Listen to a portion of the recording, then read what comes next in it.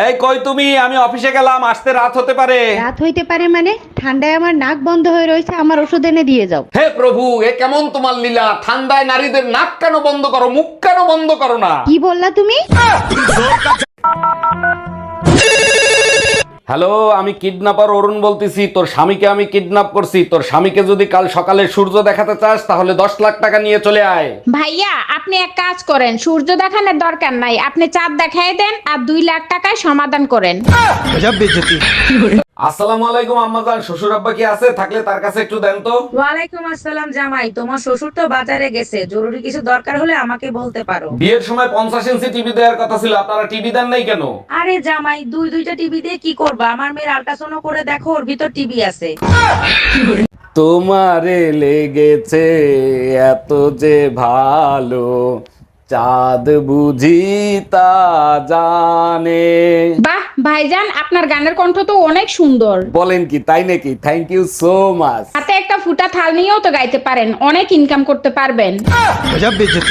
হ্যাঁ ম্যাডাম, এবার আপনি বলেন কত টাকা লোন নেবেন আপনি? স্যার বেশি টাকা লাগবে না, আপাতত 20 লাখ টাকা দিলেই হবে। লোন তো আমি দিয়ে দেবো, কিন্তু ব্যাংকের কাছে কিছু রাখতে হবে। কি রাখবেন আপনি? কিছু থাকলে কি আর লোন নিতে আসি? আপাতত বিশ্বাস জমা রাখেন। জানো ছোট গিন্নি, আমিই বড় গাধা ছিলাম যে তোমার বোনেরে বিয়ে করছিলাম। আরে দুলাভাই, আপনি শুধু গাধাই না, অন্ধও ছিলেন। দেখো ছোট গিন্নি, গাধা হইতে পারি, অন্ধ ছিলাম না। অন্ধ যদি নাই হইতেন, বোনের পাশে আমিও ছিলাম, আমারও আপনি দেখতেন।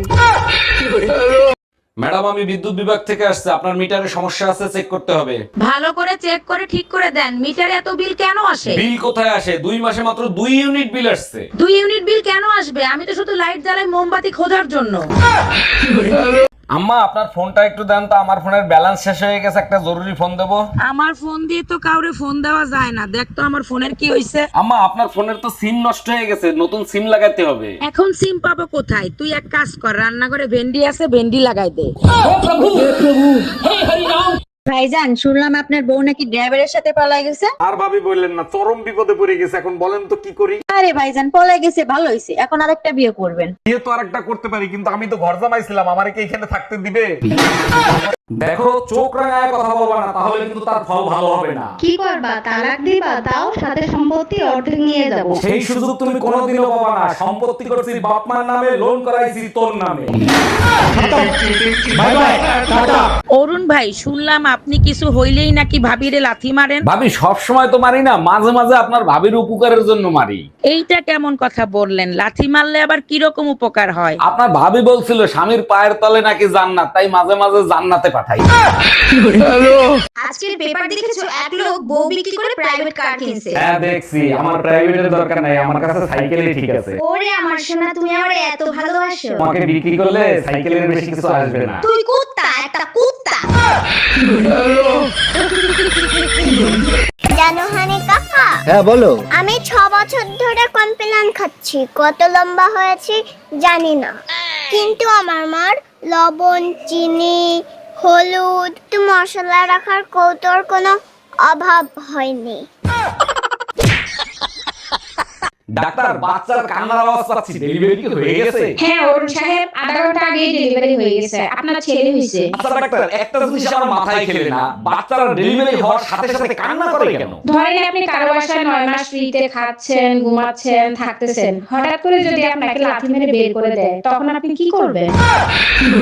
অরুণ ভাই, আপনার ঘরের কোনো কিছু নষ্ট হইলেই দেখি খুব সুন্দর করে সারেন, এগুলো কি কোথাও শিখছেন? না ভাবি, কোথাও শিখিনি, তবে যে জিনিস ধরি ঠিক করে ছাড়ি। সব জিনিসে তো দেখি আপনি ঠিক করতে পারেন, তা এমন কোন জিনিস আছে যে আপনি ঠিক করতে পারেন না? জি ভাবি, একটা জিনিসই আছে, 25 বছর ধরে চেষ্টা করতেছি, আজ পর্যন্ত ঠিক করতে পারিনি। এই তুই 25 বছর ধরে কি ঠিক করতে পারিস নাই? ঘরের বউ। সকাল সকাল দেবী দর্শন হয়ে গেছে, মনে হয় আজকে সারা দিনটা ভালোই যাবে। দেবীর আরাধনা ঠিক মতো না করতে পারলে দেবী কোন সময় কোন রূপ ধারণ করবে ধারণাও করতে পারবা না। আচ্ছা, মা দুর্গা একা একা বাপের বাড়ি যায়, তুমি আমার সাথে করে নিয়ে যাও কেন? তুমি তো শিব না, তুমি হইলা কলির কেষ্ট, সুযোগ পেলে রাসলীলা শুরু করে দাও তার জন্য। এই, তোমার ভাইয়ের বিয়ে কি ঠিক হয়েছে? মেয়ে কি পছন্দ করছে তোমার ভাইকে? মেয়ে পক্ষ পছন্দ করছে, কিন্তু আমার পছন্দ হয় নাই, তাই বিয়ে ক্যান্সেল করে দিছি। কেন? তুমিই তো বলতা মেয়ে দেখতে পরীর মতো সুন্দর, তা ক্যান্সেল করছো কেন? যখন জানতে পারছি ওই মেয়ে আর তুমি একই স্কুলে পড়তা।